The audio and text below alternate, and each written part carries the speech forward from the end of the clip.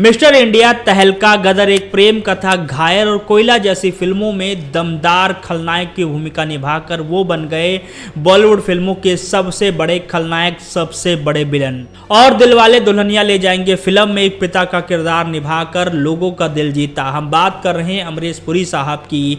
कभी हीरो बनने आए एक शख्स कैसे विलन बन गया, आज के इस वीडियो में हम जानने वाले हैं अमरीश पुरी के बारे में। अमरीश पुरी साहब कभी दोस्तों बॉलीवुड फिल्म इंडस्ट्री में हीरो बनने आए थे, लेकिन वो कैसे विलन बन गए और इतने बड़े विलन बन गए, आज के इस वीडियो में दोस्तों हम जानने वाले हैं। अमरीश पुरी साहब का जन्म 22 जून 1932 को पंजाब में हो। उनके पिता का नाम था लाला निहाल सिंह और माता जी का नाम था वेद कौर।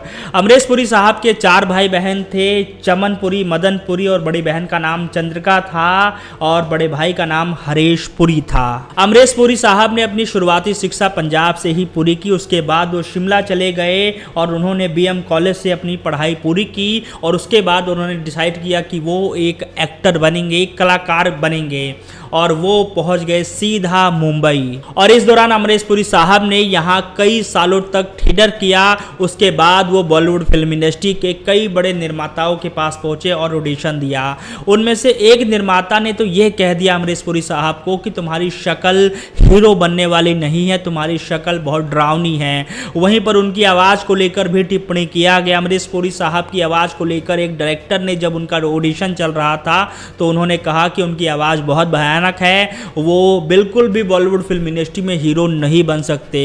तुम जाकर थिएटर करो, तुम हीरो नहीं बन सकते, तुम्हारी आवाज़ बहुत ज़्यादा भयानक है, तुम्हारी शक्ल डरावनी है, तुम जाओ थिएटर करो और हीरो बनने के बारे में मत सोचना। ये कहा था दोस्तों बॉलीवुड फिल्म इंडस्ट्री के एक डायरेक्टर ने, जो कि अमरीश पुरी साहब का ऑडिशन ले रहे थे। लेकिन अमरीश पुरी साहब हार नहीं माने, उन्होंने अपनी कमजोरी को अपनी ताकत बना दी और उसके बाद अमरीश पुरी साहब दोस्तों फिर से थिएटर करने चले गए। और इस दौरान उन्होंने यानी अमरीश पुरी साहब ने थिएटर इंडस्ट्री में भी एक बड़ा नाम कमाया। साल 1960 में अमरीश पुरी साहब ने सत्यदेव दुबे की एक नाटक को प्रेजेंट किया, जिसके लिए उन्हें अवार्ड भी दिया गया। और धीरे धीरे थिएटर करते करते अमरीश पुरी साहब बॉलीवुड में डेब्यू करते हैं। उनकी पहली फिल्म का नाम था प्रेम पुजारी और ये फिल्म साल 1970 को रिलीज़ हुई थी। इस फिल्म के रिलीज़ होने के बाद अमरीश पुरी साहब की एक्टिंग को लोगों ने सराहा, लोगों को पसंद आने लग गई। उसके बाद एक के बाद एक फिल्में अमरीश पुरी साहब को मिलने लग गई।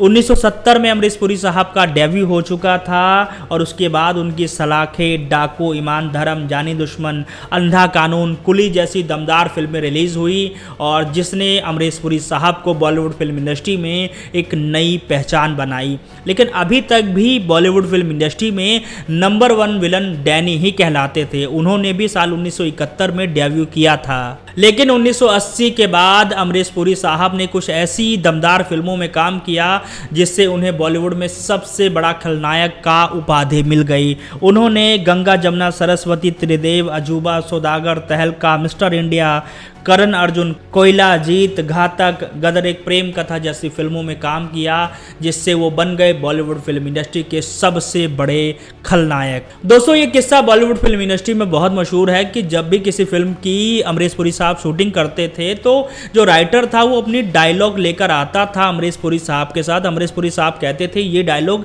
इससे रिप्लेस कर दो, और होता ये था कि दोस्तों वही डायलॉग उस फिल्म को 4 चांद लगा देता था। तो ये भी दोस्तों किस्सा जो है वो बहुत ज़्यादा मशहूर है अमरीश पुरी साहब को लेकर। 12 जनवरी साल 2005 को अमरीश पुरी साहब का निधन हो गया। दोस्तों अमरीश पुरी साहब ने भले ही अपना शरीर छोड़ दिया, लेकिन उनकी आत्मा हमेशा अमर रहेगी। बॉलीवुड में बहुत रिस्पेक्ट के साथ अमरीश पुरी साहब का नाम लिया जाएगा। तो दोस्तों उम्मीद करते हैं आप लोगों को अमरीश पुरी साहब की ये वीडियो पसंद आई होगी। वीडियो पसंद आई तो वीडियो को लाइक और शेयर करना ना भूलें।